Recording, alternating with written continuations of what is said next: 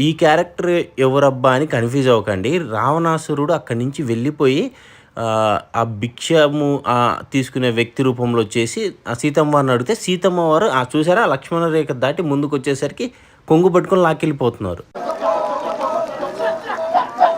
ఈ సీన్ ఏంటంటే నాకు తెలిసి అందరికి క్లారిటీ వచ్చేసింటది. జటాయు అని ఉంటుంది గదా పక్షి. ఆ పక్షి రావణాసురుడితో తలపడుతుంది. ఫైట్ చేస్తుంది. మా సీతమ్మ వారిని తీసుకెళ్తారా అని. మాక్సిమం రామాయణం గురించి అందరికీ తెలుసు. కాకపోతే వేరే భాష వాళ్ళు మన ప్రాంతం గాదు, మన భాష గాదు, మన పోలికలు గాదు. మన దేవుడి గురించి అంటే దేవుడి గురించి శ్రీరాముడి గురించి చెప్తూ స్కిట్ ఏస్తుంటే అద్భుతం వేరు. అది వినడం వేరు, చూడడం వేరు. చాలా వరకు నేను ఈ స్కిట్ అంతా పెట్టలేకపోయాను. ఎందుకంటే లాగ్ అయిపోతుంది, లెంత్ అయిపోతుంది, ఎవరు చూడరని. ఇప్పుడు హనుమంతుల వారు వచ్చారు చూడండి.